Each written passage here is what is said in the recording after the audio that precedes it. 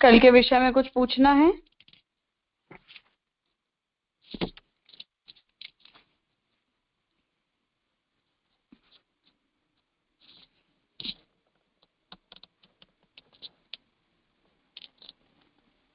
ठीक है, तो कल तक हमने ये बात देखी कि अच्छा प्रणव, हाँ बोलो प्रणव भाई। प्रणाम राजा। राजा, कल जो अंत में जो बात हम डिस्कस कर रहे थे, या जो पक्ष यहाँ पर श्री लालू भट्ट जी बता रहे थे, तो जो आपने समझाया और जो उसका अर्थ समझे वो वहाँ के वाक्य से तो समझ आ रहा है, पर अगर हम पूर्व प्रकरणों से अगर पूरा कंपैरिजन ले, जहाँ से लालू भट्ट जी पहले कैसे कृष्ण में पुरुषोत्तमता, फिर मूर्ति उपासना, मूर्ति पूजा से लेकर सेवा, और उसमें भी कृष्ण सेवा, ये पूरा पक्ष बता रहे हैं, तो वहां पर जाकर इस पक्ष में डायरेक्टली कंक्लूड करना फलोन्मुक्ता में ये सावरण रीत से, तो समझ नहीं आ रहा था कि वहां से यहाँ पे वो कंक्लूजन कैसे डिराइव कर रहे हैं प्रकरण 8 से। वो नहीं आएगा क्योंकि बीच के प्रकरण हमें मिले ही नहीं है। तो पूरा साधन का जो प्रकरण है वो गायब है।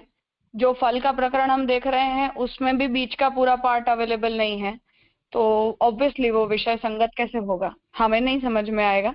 पर उन्होंने जो फ्लो में लिखा होगा उसमें तो ये बात स्पष्ट होगी ही। जी राजा। पर इतनी यहाँ तक जो बात चली है वो बात तो स्पष्ट है कि ब्रज भक्तों के जैसा जो शुद्ध भक्ति का भाव है वो साधन लभ्य नहीं है, प्रमेय बल से प्राप्त होने योग्य है। तो इस सिद्धांत में तो कोई आपत्ति की बात है नहीं। हाँ, वहाँ में नहीं, हाँ प्रमेयता के रूप से वो प्राप्ति है या उनके ही भाव से वो भावित है, वहाँ पर कोई आपत्ति नहीं है। पर वो जो अंत की पंक्ति में जो वहाँ से आया कि वो प्रापंचिक देह निवृत्तो पर्वक, और उसके बाद ही वो अलौकिक आधिदैविक लीला देह संपत्तो, तो ये मतलब एक तरह से वो प्रापंचिक में मूल देह की निवृत्ति ना लेके जो अलौकिक सामर्थ्य में जो सेवा फल में कहीं अर्थ किया गया है सहदेह के साथ, तो वो अर्थ क्यों फिट नहीं बैठ पाता, वो थोड़ा समझ नहीं आ रहा था। क्योंकि इसे वो मिश्र भक्ति और शुद्ध भक्ति इनके भेद से देख रहे हैं। शुद्ध भक्ति का जो फ्लो होता है वो अलग होता है और मिश्र भक्त जो होते हैं उनका अलग होता है। तो मिश्र भक्त होते हैं वो साधन के द्वारा फल को प्राप्त करते हैं, वो भगवत प्रदत्त नहीं होता है, तो उसमें और जो सीधा भगवत प्रदत्त है उनमें भेद तो रहेगा ही और रहना चाहिए, नहीं तो ये अंतर बताने की आवश्यकता ही क्या है। ये भी एक थॉट तो है ही ना। दोनों पक्ष हैं। कुछ लोग ये कहते हैं कि अवस्थाएं दोनों समान ही होती हैं, केवल प्रक्रिया भेद होता है, और वहां भी पुष्टप्रभाव मर्यादा भेद के टीकाकारों में भी ये दोनों पक्ष हैं। और दूसरा पक्ष जो है वो ये भी कहता है कि नहीं, वो अधिकार ही दोनों अलग अलग हैं, उनमें समानता आ ही नहीं सकती है। तो लालू भट्ट जी उस पक्ष से हैं कि उन दोनों के अधिकारों में समानता नहीं आ सकती है। अच्छा, मतलब शुद्धा प्रेमणा अति दुर्लभा, वो कभी भी पुष्टि पुष्टि के इक्वल नहीं बन सकते। नहीं हो सकता है, नहीं हो सकता है, क्योंकि जो कुछ भी हम साधन के द्वारा प्राप्त करते हैं स्वाभाविक रूप से जो हमें प्रदान नहीं किया गया होता है, उसके उस प्रकार की भक्ति के अंदर वो भाव प्रकट हो ही नहीं सकता, ऐसा उनका स्टैंड है। तो फिर ये बात एक तरह से कहे तो अवतार समयकालीन या प्रमेय समयकालीन वैसे ही शक्य है, अन्यथा नहीं है कोई जीवों के लिए शक्य है। बिल्कुल, प्रमेय बल से ही होगी, अन्यथा नहीं होगी। जी राजा। और दूसरा पक्ष जो कल ये बता रहे थे, जो राजेश भाई का प्रश्न था, वहाँ पर जो उद्धव जी के बारे में जो बात आई, और वहाँ पे ये जो हम डिस्कशन कर रहे थे कि धर्मी रूप से स्थिति तो प्रभु की व्रज में है और इसीलिए व्रजाधीप की सेवा है, तो उस संदर्भ में राजा मतलब वो जो आपने स्टैंड समझाया वो तो स्पष्ट हुआ, खाली वहाँ से डिस्कशन में प्रश्न एक ये उत्पन्न हो रहा था कि जो सभी प्रकरण है उसमें भी वापस एक अध्याय जो 6 धर्म और एक धर्मी की बात आ रही है, तो वो राजस और सात्विक प्रकरण में भी आ रही है, तो वहाँ पे उसे कैसे समझेंगे? बात उसमें ये है कि धर्मी रूपता, भगवान तो भगवान ही रहते हैं, भगवान तो पूरे अवतार काल में एक समान ही रहते हैं। कल्प भेद से भी कृष्ण तो कृष्ण ही रहते हैं, ये सब बातें ठीक है स्वरूपतः तो।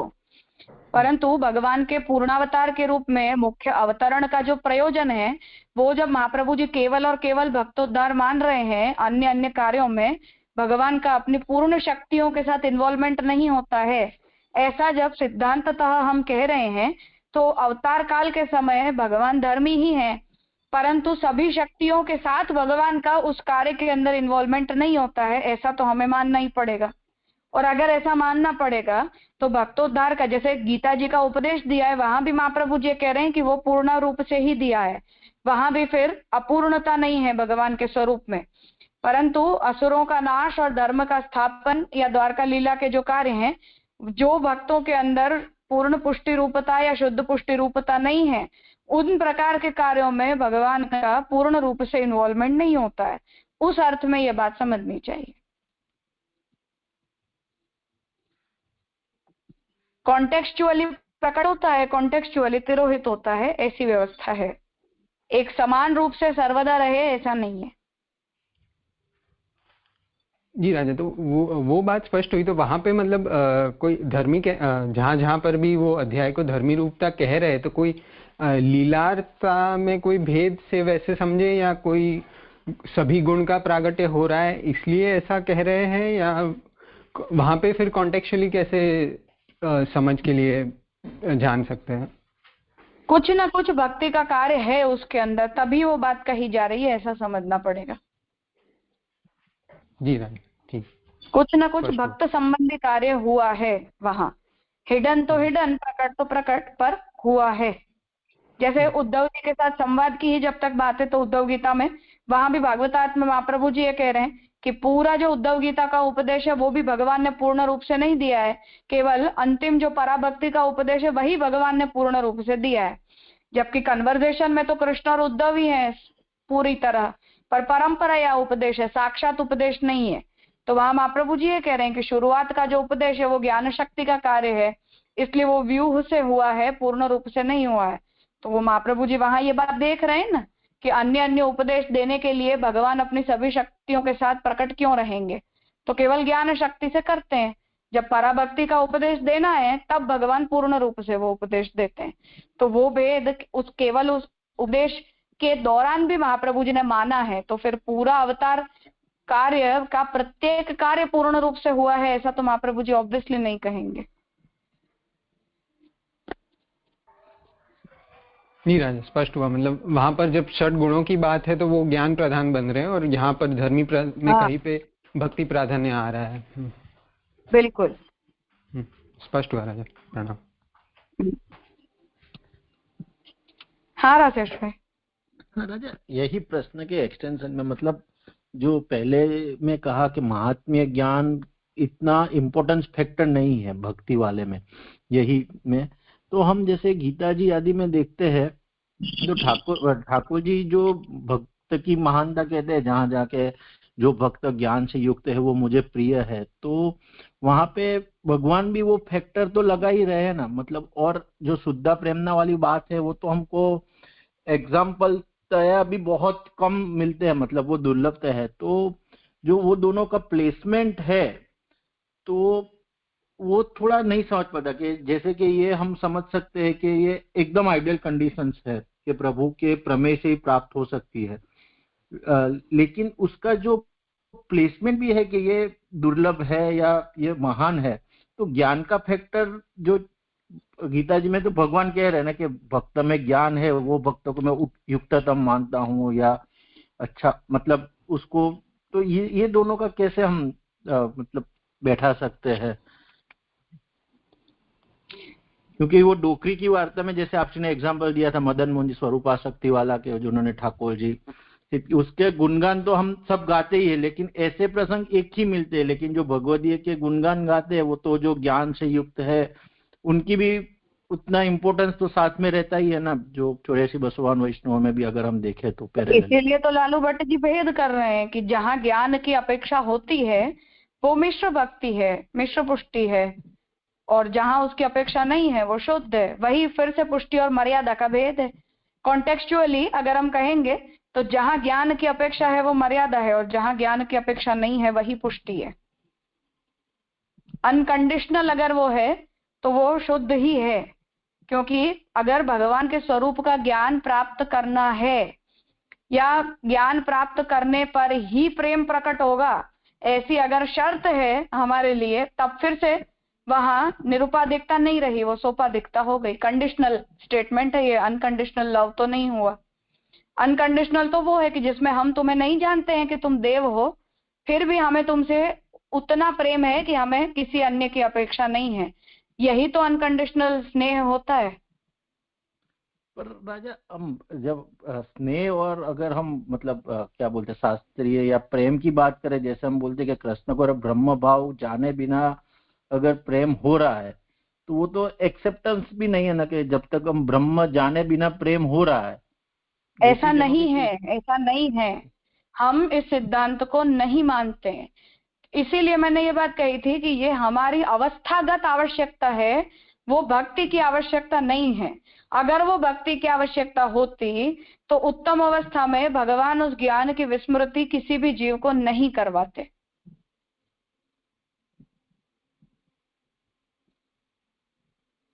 अच्छा, मतलब शास्त्र हमें बताता है क्योंकि हम शास्त्र की प्रक्रिया से जाते हैं। यह अवतार काल अनवतार काल की बात नहीं है, अधिकार की बात है। हम शास्त्र के पास पूछने जाते हैं कि भाई हमें भक्ति करनी है तो हम कैसे करें। तो अगर तुम पूछने जा रहे हो तो तुम्हें कोई प्रक्रिया बताई जाएगी। मैं किसी से पूछने नहीं जा रही हूँ, मैं अपने तरीके से कर रही हूँ, तो मुझे कोई क्यों आकर कहेगा कि तुम्हें जो करना होगा वो इस तरह से करना होगा। और अगर मुझे ऐसे किसी भी प्रोसीजर के बिना ज्ञान प्राप्त हो गया तो फल को प्राप्त करने से वो सिद्ध है कि मुझे इसके बिना भी हो गया। तो अगर इसके बिना भी हो गया तो फल अपने आप में बताता है कि प्रक्रिया किसी की जो कुछ भी रही हो, तुम्हें जो मिलना चाहिए था वो अगर मिल गया तो ये फुलफिलमेंट है। प्रक्रिया भले ना दूसरों से अलग है, उससे क्या फर्क पड़ता है।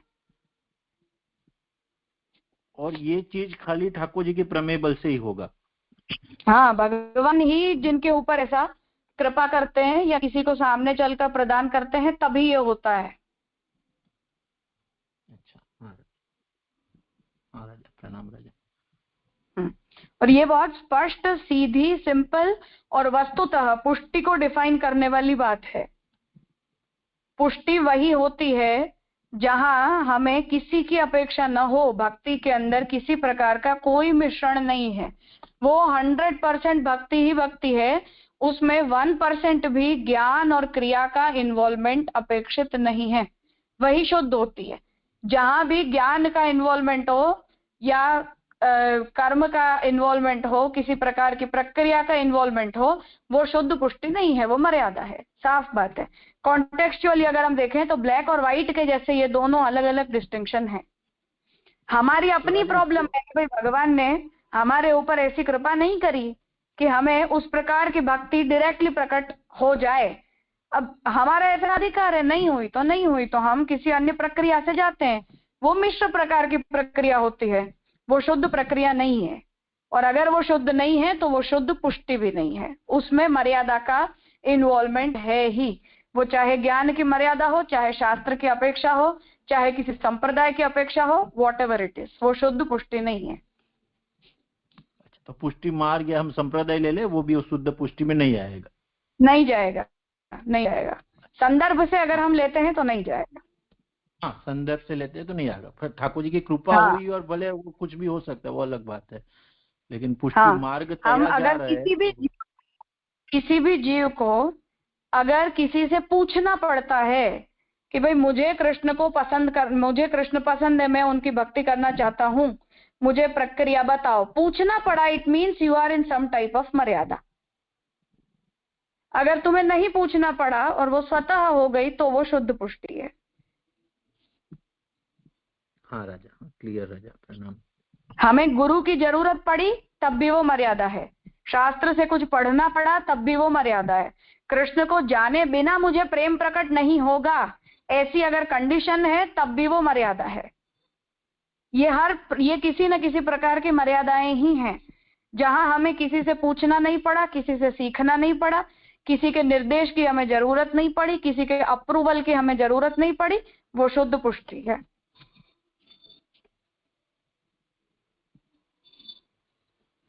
हाँ, अच्छा।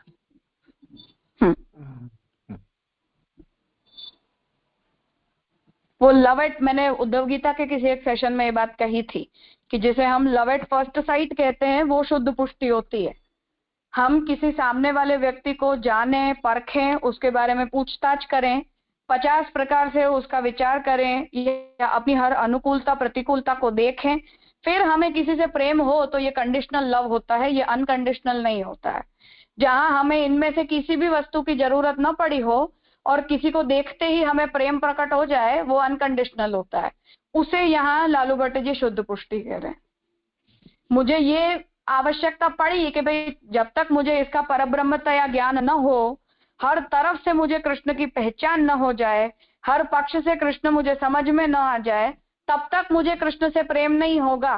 अगर ऐसी कोई कंडीशन बीच में आ रही है तो वो अनकंडीशनल लव नहीं है, और अगर वो अनकंडीशनल नहीं है तो कंडीशनल अनकंडीशनल को ही हम अपनी भाषा में निरुपाधिक और सोपाधिक कहते हैं, उसी को हम अपनी भाषा में पुष्टि और मर्यादा कहते हैं। तो वही बात है। हाँ राजा, पर राजा मतलब साधन की अवस्था में ना ये रिस्की प्रोसेस भी हो सकता है, मतलब आइदर और डिपेंड से उस जीव को भगवान कहाँ ले जाना चाह रहे हैं। राइट, भगवान ये उस प्रकार की कोई प्रेरणा जीव के हृदय में प्रकट करते हो और ऐसा कोई एडवेंचर करवाना चाहते हो, तो हम किसी को देख के नहीं कह सकते कि तुम्हें ऐसा एडवेंचर नहीं करना चाहिए। भक्ति में किया अलग है, वो भी बात नहीं है। आइदर और कोई भी जा सकते हैं, हाइट या बात इतनी है कि अगर मेरे मन में डर आया कि मैं कर रही हूँ वो सही है या गलत है, तो तुम गलत ही हो। अगर तुम्हारे मन में ये विचार प्रकट ही नहीं होता है और you are going with the flow, तो सही जा रहे हो। हाँ, हो रहा जाए। मैं थर्ड पर्सन की आई से वो सोच रहा था, सॉरी। हाँ, वो थर्ड पर्सन का इंटरफियरेंस ही समस्याजनक होता है। व्यक्ति खुद से खुद करता है तब तक कोई प्रॉब्लम नहीं होती। राइट, अच्छा क्लियर हुआ राजा। हाँ, प्रणाम।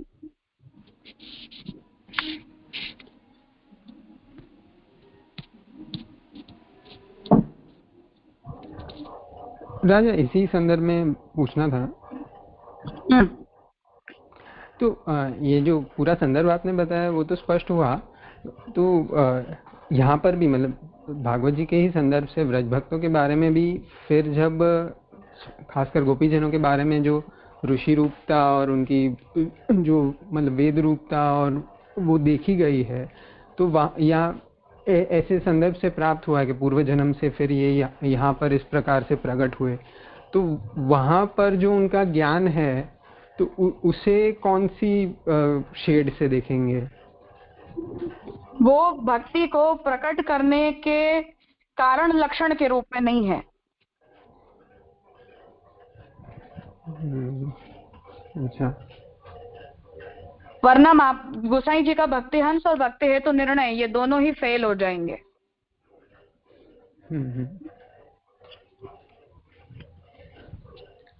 मतलब उनकी अवस्था वो सिद्ध थी या शायद वो उस रूप में भी थे, पर वो जो प्रभु के प्रति उनका स्नेह जो प्रकट हुआ, निरुपाधिक स्नेह प्रकट हुआ है, उसके कारण रूपता में उनका ऋषि रूपता या ऐसे वो उनकी जो पूर्व अवस्था है श्रुति रूपता या ऋषि रूपा होने की, वो वहां पे कोई मायने मतलब वो कोई अधिकारिता सिद्ध नहीं कर रही है या उसका कोई बेस नहीं है वहां पर।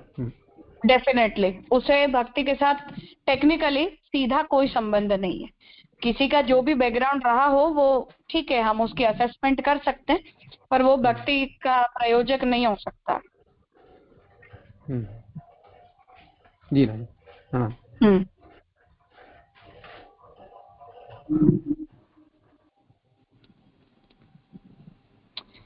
तत्र एतद् भावे स्वरूप योग्यता तो पुष्टि मार्गीय विशेष भक्तानामेव।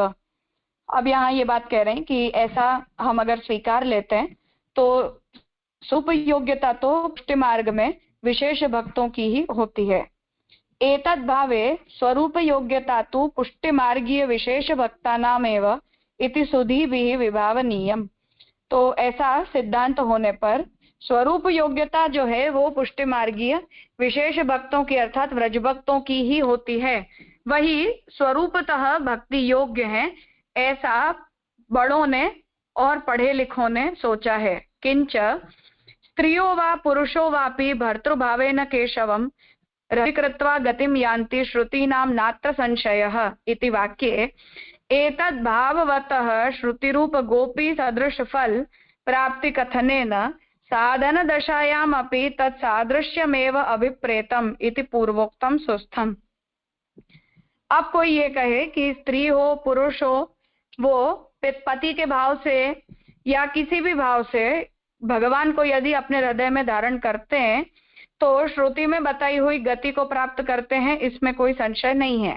ये वाक्य से ये बात समझ में आती है कि इस प्रकार का भाव रखने वाले जो श्रुति रूप गोपिकाएं हैं, जिन्होंने भगवान में भर्तृभाव पति का भाव रखा, तो श्रुति रूप जो गोपिकाएं हैं उनके समान फल की जो प्राप्ति है वो साधन दशा में भी उनके जैसा होने पर ही अभिप्रेत है। अर्थात जब श्रुति रूप गोपिकाओं को जैसे भगवान के जब दर्शन हुए तभी उनके अंदर भगवान के प्रति उस प्रकार का भाव प्रकट हुआ, ऐसे ही साधन दशा में भी जब हम होते हैं तब भी उन श्रुति रूप गोपिकाओं की तरह ही जब हम उनके भावों का या तो अब शुरू में तो अनुकरण करते हैं, उनकी कॉपी करते हैं, फिर कभी मानो भगवान ने हमें दर्शन दे दिए और हमारे अंदर उनके जैसा भाव प्रकट हो गया, फिर हमारे देह की निवृत्ति हुई, तब हमें गोलोक धाम में जाकर फिर उनके समान फल की प्राप्ति होती है, ऐसा हमें समझना चाहिए। श्रीमद् भागवत आध्यात्मिकार्थ विचारेणापि उक्तार्थोपपत्ति ही। अब ये कह रहे हैं कि श्रीमद् भागवत के भी आध्यात्मिक अर्थ का यदि विचार करते हैं तब भी पहले अभी कही गई जो बात है वो सिद्ध होती है। अपि च श्रीमद् भागवते आदिदैविक आध्यात्मिक आदिभौतिक भेदेन त्रिप्रकारको अर्थावबोधः सुबोधिन्यां प्रतिपादितः। सुबोधिनी श्रीमद् भागवत की सुबोधिनी में भागवत के भौतिक आध्यात्मिक और आदिदैविक ऐसे 3 प्रकार के अर्थबोध होते हैं, ऐसा सुबोधिनी में कहा गया है। अत्र आध्यात्मिक रीत्या विमर्शे क्रियमाणे, यहाँ आध्यात्मिक रीति से विमर्श करने पर शुद्ध पुष्टिमार्गीय रीत्या भजताम, शुद्ध पुष्टिमार्गीय रीति से भजन करने पर व्रज सीमंतिनी सरणिरेव अनुसर्तव्या इति ज्ञेयम्। तो शुद्ध पुष्टिमार्गीय रीति से अगर हम भक्ति करना चाहते हो तो जो व्रज भक्त हैं उनके ही समान भक्ति का हमें अनुसरण करना चाहिए, ऐसा समझ में आता है। अतएव अस्मिन् मार्गे स्वामिन्येव गुरवः इति प्रभुचरणैः टिप्पण्याम् उक्तम्। इसीलिए हमारे मार्ग में जो स्वामिनी जी हैं वही हमारी गुरु हैं, ऐसा प्रभुचरण ने टिप्पणी में कहा है। साधकस्य आधुनिकस्य तत्शिष्यत्वं तु दत्तात्रेयवत् तद्गुणग्राहकत्वम्। जो आधुनिक साधक हैं, हम जैसे जो भक्ति मार्ग में साधन अवस्था में है, ऐसे जो शिष्य रूप हैं उन्हें दत्तात्रेय ने जैसे हर स्थान पर से गुरु बनाए तो गुरु के गुणों को ग्रहण किया, उसी प्रकार हमें भी व्रज सीमंतिनियों के गुणों को ग्रहण करना चाहिए। एवं सति साधन रीत्या फल रीतिश्च पूर्वोक्तैव। ऐसा करने पर जिस साधन रीति का हम अनुसरण कर रहे हैं वो भी अपने आप में फल रूप सिद्ध होगी, आगे कहे गए प्रकार से। अतएव अयम भावो वेणु गीताध्याय सुबोधिन्याम स्त्री भावो गूढ़ः पुष्टि मार्गे तत्वम् इति आचार्य वर्यैः सभाजितः इति सर्वम अनवद्यम। इसीलिए यहाँ ये भाव वेणुगीत के अध्याय की सुबोधिनी में श्री महाप्रभु जी ने कहा है कि पुष्टि मार्ग में स्त्री भाव जो है वो गूढ़ तत्व है, अर्थात भगवान के प्रति भोग्य होने का भाव। परस्पर भगवान का हम भोग करें वो भी, भगवान हमारा भोग करें वो भी। तो जो स्त्री भाव है वो पुष्टि मार्ग का गूढ़ तत्व है, ऐसा श्री महाप्रभु जी ने भी कहा है। इससे हर प्रकार की शंकाएं निवृत्त होती हैं। इति श्रीमद् गोवर्धनधर श्री वल्लभाचार्य श्री विठ्ठलेश्वर चरणानुचर सेवकेन लालू भट्टोपनाम बालकृष्णेन कृतो लेखः पूर्णतामेय सेवा कौमुद्याम चतुर्थम प्रकरणम। इस प्रकार श्री गोवर्धन अंदर जो लालू भट्ट जी के सेव्य थे, सेव्य स्वरूप हैं, वो श्री महाप्रभु जी, श्री गोसाई जी के चरणों का अनुसरण करने वाले जो सेवक हैं, ऐसे श्री लालू भट्ट जी द्वारा लिखा हुआ जो लेख है वो यहाँ पूर्णता को प्राप्त होता है। उस प्रकार यहाँ सेवा कौमुदी का चतुर्थ जो प्रकरण है वो संपन्न हुआ। हाँ बोलिए, कुछ पूछना था। जी वो तो ये स्वतंत्र भक्ति नहीं हो जाएगी? जी जी, दंडवत प्रणाम। शुद्ध पुष्टि स्वतंत्र भक्ति होती है। हाँ अच्छा स्वतंत्र। अच्छा हाँ, क्योंकि तो फिर वो तो जो मीराबाई ने किया वो भी स्वतंत्र भक्ति में आएगा। उन्होंने किया वो स्वतंत्र भक्ति अवश्य है, क्योंकि वो सांप्रदायिक ही नहीं है, परंतु उसका स्वरूप शुद्ध पुष्टि का है या नहीं है वो अलग से विचारणीय विषय है। अच्छा अच्छा जी जी, दंडवत प्रणाम। हर स्वतंत्र भक्ति पुष्टि रूप हो ऐसा कहना जरूरी नहीं है। जी जी जी, दंडवत प्रणाम। जी जी हाँ।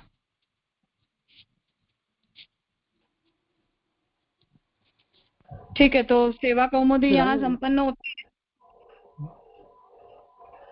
अब जो बालकृष्ण ग्रंथावली है उसमें मुझे आप लोगों का सजेशन चाहिए था कि एक सजेशन तो मेरे पास ये है कि बालकृष्ण ग्रंथावली के अन्य भी जो भी ग्रंथ हैं वो सब हम करें। तो प्रमेयरत्नार्णव तो खैर हमने प्रमेयरत्न संग्रह के द्वारा कर लिया है।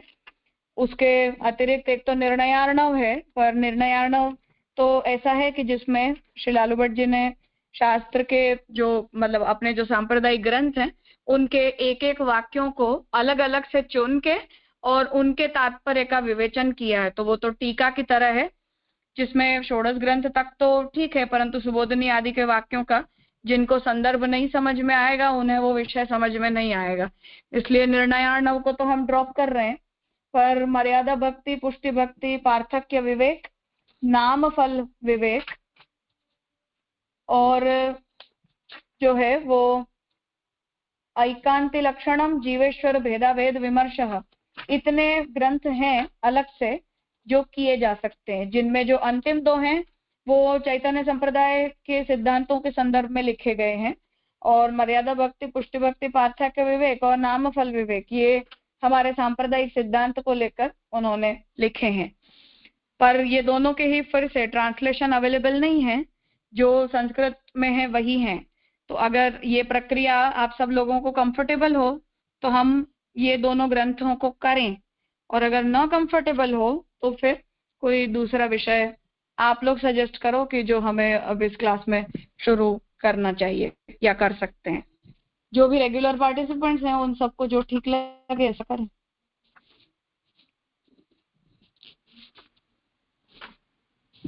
सोच लो, कोई ऐसी जल्दी भी नहीं है। आप लोग या तो ग्रुप में अपने सजेशंस जो हैं वो लिख के दे दो या मुझे पर्सनली मैसेज करके दे दो, तो जो भी मेजॉरिटी ओपिनियन होंगे उस हिसाब से हम आगे का विषय लेंगे। अभी किसी को कहना है तो हम देख सकते हैं।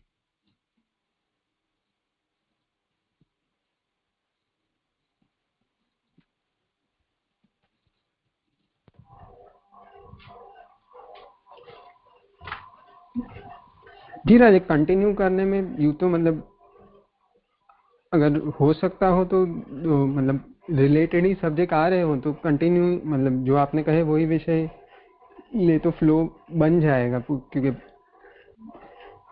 मुझे प्रॉब्लम नहीं है। आप सब लोगों को के बिना ट्रांसलेशन के केवल संस्कृत में चल रहा है तो कंफर्टेबल है या नहीं है वो मुझे पूछना था।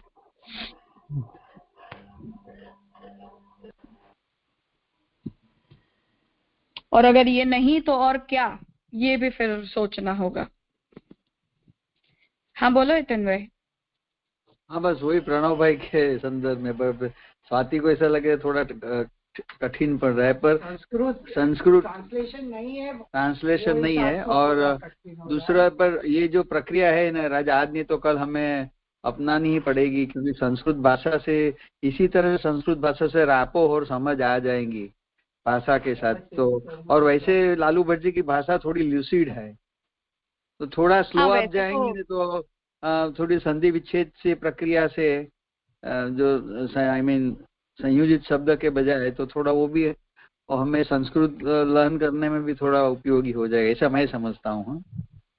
हाँ ठीक है, तो मैं थोड़ा कोशिश करूंगी और स्लो होने की। बाकी आप लोगों को ऐसा लगे कि फास्ट जा रहा है तो फिर बीच में रोक के और कह देना कि और स्लो करो, तो साथ साथ में करते रहेंगे। यानी जो भी पूरा संयुक्त अक्षर है तो उनको थोड़ा संधि विच्छेद की प्रक्रिया से समझेंगे, पढ़ेंगे ना, तो वो थोड़ी भाषाएं खुद बोलने लगे, ऐसा मैं समझता हूँ। जब हम लोग दूसरे क्लास पहले करते तो उसमें ऐसी मेरी समझ है। बाकी सब लोग जो यंगस्टर्स जो मेनली है, because this classes are for youngsters, और जो तो उनकी जो ओपिनियन है वो ज्यादा। हाँ ठीक है, वैसे मेन तो अब नैसर्गी और ये लोग पता नहीं बोलते नहीं है थोड़े टाइम से, पर प्रणव भाई कृणाल इन दोनों का तो ठीक है। वो तो सही बात है, संस्कृत भाषा से भागकर किसी को कहीं नहीं जाना, और इतना ट्रांसलेशंस के ऊपर हम डिपेंडेंट रहे ये भी कोई ज्यादा अच्छी बात नहीं है। शब्द संस्कार हैं, ये तो सुनते सुनते पढ़ते पढ़ते आ जाते हैं, और थोड़ी बहुत मेहनत अभी आप लोग मेरे ऊपर डिपेंडेंट होकर चलते हो कि मैं पढ़ा रही हूँ तो ठीक है क्लास में हम सुन लेते हैं, पर आप लोग भी थोड़ी खुद से भी अगर मेहनत करोगे, मतलब घर में ऐसे बैठकर इन्हीं वाक्यों को 4-5 बार ऐसे पढ़ोगे तो अपने आप भी बहुत सारी बातें समझ में आने लगती हैं। अर्थात अभ्यास चाहिए थोड़ा वोकेबुलरी का। तो कुछ कुछ संधियां हैं वो तो ऐसी हैं कि 1-2 बार हमें पता चला कोई यकार से आता है तो इकार से उसे अलग करना है, या वो आ गया तो उकार से उसे अलग करना है। तो बेसिक संधियां ही यूज होती हैं, कोई कॉम्प्लेक्स तो कोई ज्यादा यूज होती नहीं है। तो ऐसा सामान्य हो जाएगा तो थोड़ा तो आप लोग भी घर पे ऐसे अपने आप से पढ़ने की कोशिश करोगे तब भी समझ में आने लगता है।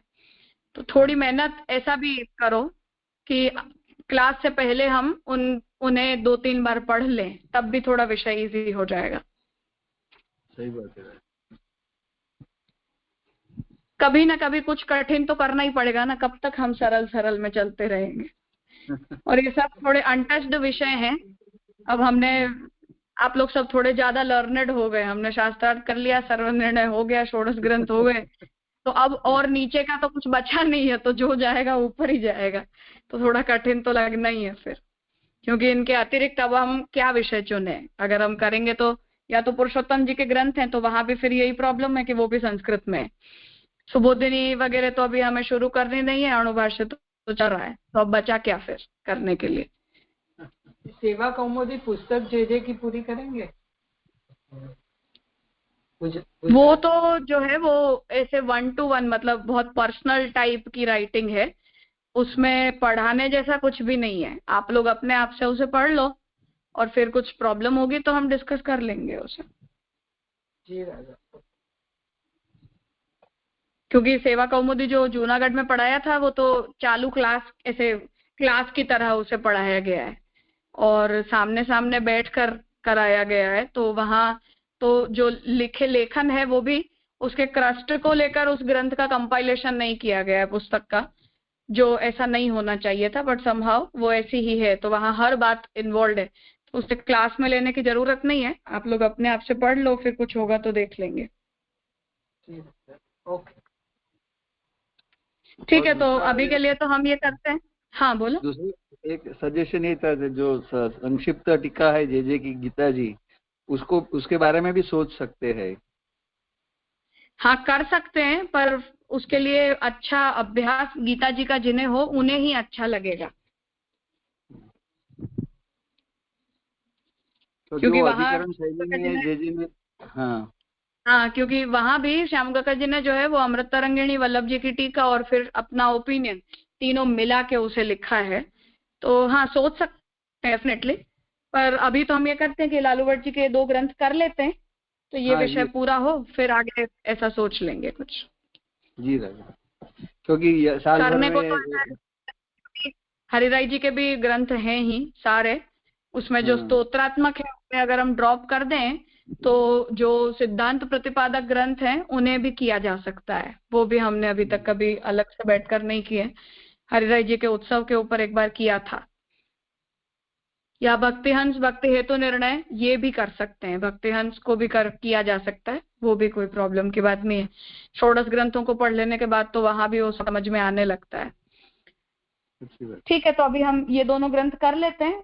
कल से हम मर्यादा भक्ति, पुष्टि भक्ति, पार्थक्य, विवेक इसे शुरू करेंगे। वो और नाम फल विवेक ये दोनों हो जाएं, फिर आगे देखेंगे कि क्या करना है। जी राजा। ठीक है, प्रणाम राजा। प्रणाम राजा।